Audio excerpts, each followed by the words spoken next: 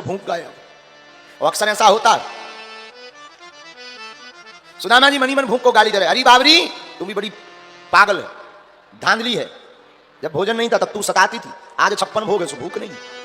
फिर भी कुछ पाया, भगवान अपने अंतापुर ले गए, जहां भगवान विश्राम करते थे वहीं सुदामा को विश्राम कराया, चरणों को लिया और दबाने लगे। सुदामा तुम तो बचपन से ही बड़े धैर्य गंभीर वैराग्य की बातें करते थे, शादी वादी भई गए थे घूम रहे। सुदामा जी से रहला के बोले भाई तो है। अब सुदामा जी ने पूछा एक नैया तुम बचपन से ही बड़े चपल चंचल नटखट थे, तुम्हारी शादी वादी भई गए थे हो? भगवान बोले भाई के नहीं भाई मिला ही लो। भगवान बोले जितनी रानियां हैं बुलाओ। अब रानियां कौन एक दो हैं, पहले रुक्मणी जी आई, प्रणाम किया, सुदामा जी ने आशीर्वाद दिया, सौभाग्यवती भवा धनवती भवा पुत्रवती भवा। सत्यभामा जी आई, सौभाग्यवती भवा धनवती भवा पुत्रवती भवा। सुदामा जी इशारों करके बोले दो दो दो दो, ये तो एक ही दो दो। भगवान बोले अबे तो नंबरिंग चल रही, श्री गणेश है, अबे कहा है? सुदामा जी बोले मतलब? भगवान बोले आप तो आशीर्वाद दो, जितनी आए सब हम आए। सुदामा जी बोले क्या कह रहे? भगवान बोले आप हका लेने देवाशीर्वाद। सुदामा जी ने सोची कितनी होगी, 8-10 राजा हैं, राजाओं की तो 8-10 होती हैं। अच्छा सौभाग्यवती भवा धनवती भवा पुत्रवती भवा, सौभाग्यवती भवा धनवती भवा पुत्रवती भवा, सौभाग्यवती भवा धनवती भवा पुत्रवती भवा, 40-50 का आशीर्वाद। सुदामा जी बोले भैया जी बता है कितनी? भगवान बोले गिनती से क्या लेना देना, आप तो आशीर्वाद दो। सुदामा जी ने सोची कितनी होगी, 100-150। और जब सुदामा जी ने नजर लगाई, यार लंबी लाइन लगी, घूंघट डाल के सब लेन में लगत जा रहे। सुदामा जी बोले जो बता भैया जी तेरी आए कि पूरे गांव भर किया बुला ले। भगवान भी कम मजाक की नहीं।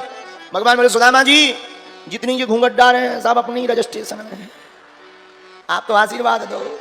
सुदामा जी ने सोचा कितनी होगी, 150-200। अभी अभी सौभाग्यवती भवा धनवती भवा पुत्रवती भवा, सौभाग्यवती भवा धनवती भवा पुत्रवती भवा, सौभाग्यवती भवा धनवती भवा पुत्रवती भवा। सांस फूल गई सुदामा जी की। बोले भैया जी बताते हैं जिंदगी भर विवाह ही करत रहो का और कचो नहीं करो। भगवान बोले अब क्या बताएं, वो तो हो गए, अब हो गए तो हो गए, अब आशीर्वाद तो देना ही पड़ेगा। आपने कुछ को दे दिया बाकी को नहीं दिया, आफत हो जाएगी महाराज, हमारी लड़ाई हो जाएगी, आशीर्वाद तो देना ही पड़ेगा। सुदामा जी बोले भैया हमें लग रहा है कि आज हमें आशीर्वाद देते ही देते चलो जाने। अरे नहीं महाराज कैसी उल्टी बातें करते हैं, आप तो आशीर्वाद बांटो। सुदामा जी बोले ठीक है, और होंगी 1000। सौभाग्यवती भवा धनवती भवा पुत्रवती भवा। अब सौभाग्यवती गायब, पुत्रवती गायब, धनवती गायब, अब तो भवा भवा भवा भवा भवा भवा भवा भवा भवा। 1,500-2 हजार लो तो चले ही हो। सुदामा जी ने देखी लेन घटवे की जगह बढ़ रही, घटो चाहिए बढ़ रही। सुदामा जी बोले भैया लेन तो फिर लंबी हो गई। भगवान बोले अपनी है अपनी। सुदामा जी बोले जय हो महाराज। सुदामा जी बोले एक काम करो, कोई बीच का उपाय निकालो। भगवान बोले क्या? सुदामा जी बोले सबके बदले आप आशीर्वाद ले लो, तुम बांटत रहियो, हमें तो नहीं हम दे पाओगे। भगवान बात मान गए। भगवान ने साष्टांग दंडवत किया, सुदामा जी ने आशीर्वाद दिया, कल्याण हो गए, चिरंजीवी हो, सदा विजय रहो। और जहां आशीर्वाद मिला भगवान मुस्कुरा पड़े, बोलो द्वारकाधीश भगवान की। कुछ दिनों तक सुदामा जी रहे। एक दिन भगवान नहीं कहा कि अब घर की याद नहीं आ रही जी, सुदामा जी जाने लगे। सुदामा जी ने सोचा कुछ देंगे, कुछ नहीं मिला, तो सुदामा जी ने सोचा शायद ध्यान नहीं रही होगी, तो कहने लगे जाना तो है ही है। सुदामा जी हाँ भाभी जी ने तुम्हें कुछ दिया नहीं? सुदामा जी ने देखा इतना बड़ा वैभव, इतना बड़ा महल, क्या बताएं? चावल बताएंगे तो इनकी जो पत्नियां हैं वो क्या कहेंगी, इनके मित्र ऐसे हैं, चावल ले आए। सुदामा जी ने छिपा ली। भगवान बोले कुछ दिया नहीं भाभी जी ने? सुदामा जी बोले नहीं नहीं कुछ नहीं, ऐसे ही आ गए हम, बाहर जल्दी आ गए ना, कुछ नहीं, बात नहीं कर पाए। भगवान कृष्ण बोले सुदामा तुम्हें झूठ बोलना नहीं आता है, पकड़ लिया हमने। भगवान ने पोटली पकड़ लिया, सुदामा जी सकचा करके सिर नीचे कर लिया। भगवान ने पोटली खोली, प्रेम के भूखे प्रेम के तंदुल प्रेम के भाव से खाने लगे हैं, प्रेम के भूखे प्रेम के तंदुल प्रेम के भाव से खाने लगे हैं। तंदुल के दाने में दीने का देखो दरिद्र चबाने लगे हैं, तंदुल के दाने में दीने का देखो दरिद्र चबाने। और एक एक मुट्ठी में एक एक लोक, एक एक मुट्ठी में एक एक लोग सुदामा के भाग्य में जाने लगे हैं। त्रिभुवन पति की देखे उदारता तीनों भवन फल लाने लगे हैं, त्रिभुवन पति की देखे उदारता तीनों भवन फल। भगवान ने चावल की पोटली खोली, पहली मुट्ठी ली, पहली मुट्ठी लेते ही प्रभु ने क्या?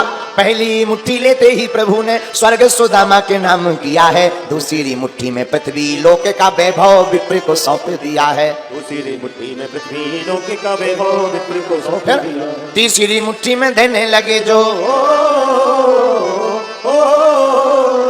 हाँ तीसरी मुट्ठी में देने लगे जो बैकुंठे तो लक्ष्मी ने रोके दिया है, अपना निवास भी दान में दे रहा, कैसा दानी ये मेरा पिया है, अपना निवास भी दान में दे रहा, कैसा दानी ये मेरा पिया है, अपना निवास भी दान में दे रहा, कैसा दानी ये मेरा पिया है। जहाँ तीसरी मुट्ठी भगवान ने ली और खाने लगे, तुरंत जो है मैया रुक्मणी ने हाथ को पकड़ लिया, हमारा अपना निवास भी तुम दान में दे रहे हो। अगर कल के दिन सुदामा जी ने कह दिया ये उठा बोरिया बिस्तर चलो, कहाँ जाओ, कम से कम अपना होम टाउन तो बढ़िया सुरक्षित रहना चाहिए, उसे तो व्यवस्थित करो, उसे तो मत दो।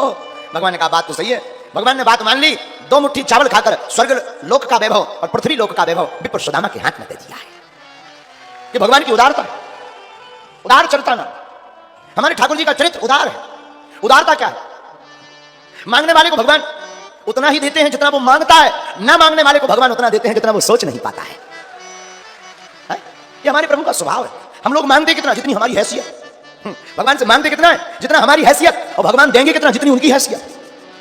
नहीं मांगेंगे तो वो अपने हिसाब से देंगे, और मांगेंगे तो वो हमारे हिसाब से देंगे, और नहीं मांगेंगे तो भगवान अपनी हैसियत से देंगे। एक संत हमको सुना करके कहते थे, इतना दिया सरकार ने मुझको जितनी मेरी औकात नहीं, इतना दिया सरकार जितनी मेरी औकात नहीं, ये तो कलम है उनका वरना मुझ में ऐसी कोई बात नहीं, इतना दिया सरकार।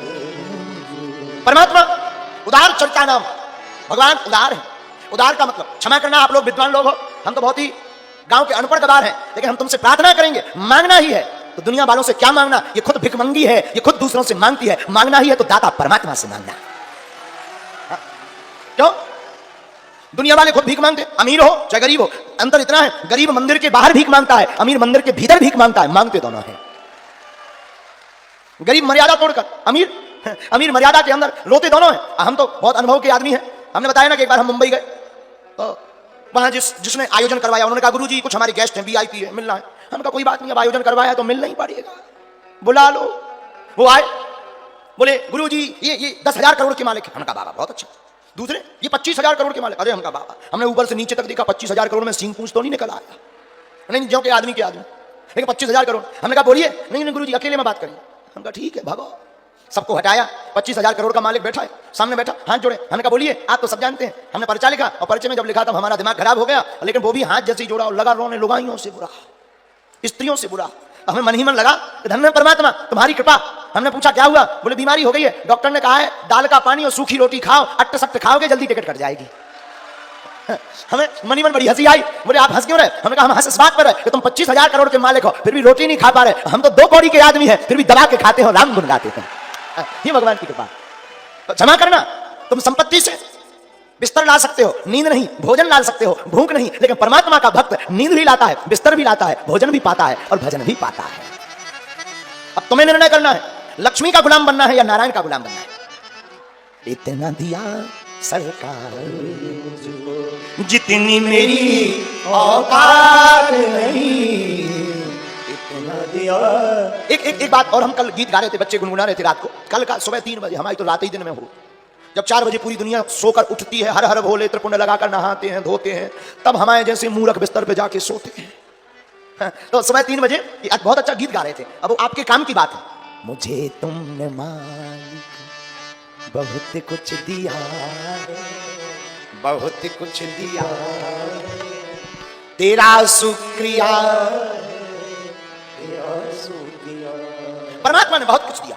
मुझे कौन पूछता था तेरी बंदगी से पहले, मैं खुद को ढूंढता था इस जिंदगी से पहले। मुझे कौन पूछता था तेरी बंदगी से पहले, मैं खुद को ढूंढता था इस जिंदगी से पहले।